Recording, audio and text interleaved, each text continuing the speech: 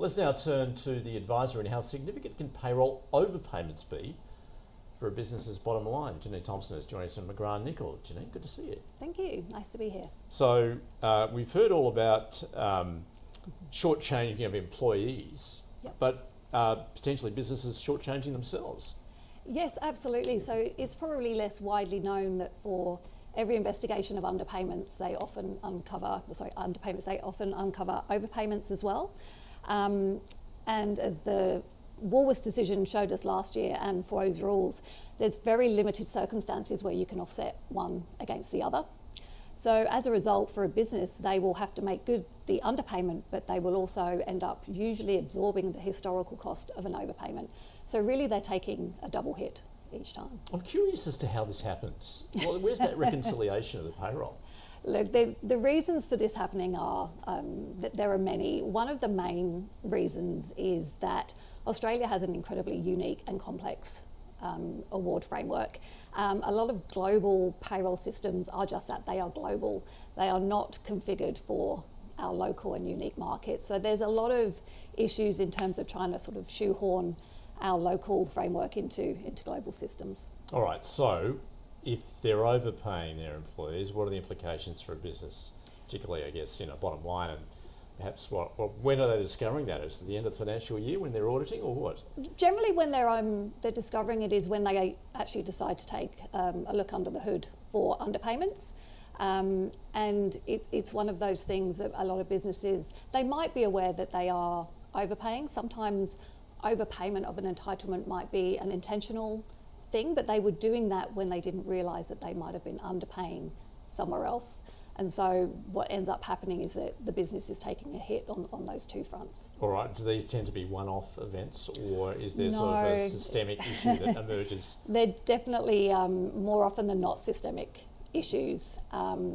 These are things, as like I say, they could be systemic errors, and they could be systemic intentional overpayments in the past. But as I said, that decision was made to overpay an entitlement where they didn't know they were underpaying as well. So, yeah. So how do businesses avoid this, or if they have found out that they're having these issues, how do they rectify it? The best thing to do, we'd really recommend that, in my experience, undertaking a cross-functional end-to-end audit of your payroll system. That can scare a lot of organisations. They're scared to look under the hood for what they might see, but in my experience, it's not all bad news. So when you start looking, you get the opportunities to start looking for those cost savings, efficiencies and other things, so at least you're armed with the information that potentially you're overpaying where you don't need to be. Are there new tools available, and dare I say AI, perhaps, in the argument as well, that these businesses can use to avoid this from happening? Yeah, there's definitely a lot of technology keeping up with, obviously, this area of the market. It's been a huge issue, and technology keeps up with that. But what I would caution is that there is no one-size-fits-all for technology in our payroll space.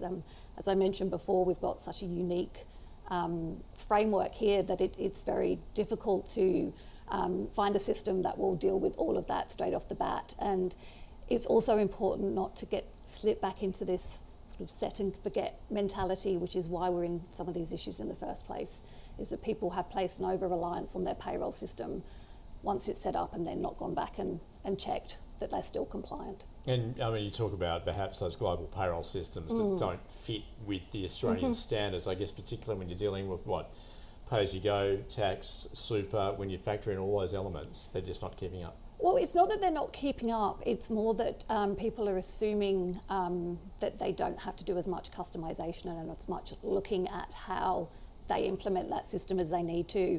And it's also important to note that the way that an industrial award should be interpreted is often open to legal interpretation. So it's not a case of just applying it as you think it should be applied. You often need to get legal advice on that, and that's probably that piece that's been missing to date. So Janine, for those companies that haven't been down this path and perhaps discovered what's going on under the hood, what's the starting point? I think what the starting point is to start undertaking that audit. You can do it internally, you can reach out to consultants in the market and experts in the market, but really I would recommend that start having that look, make that review as encompassing as you can across all your operations, all your touch points of payroll, because ultimately there could be good news in there as well as bad.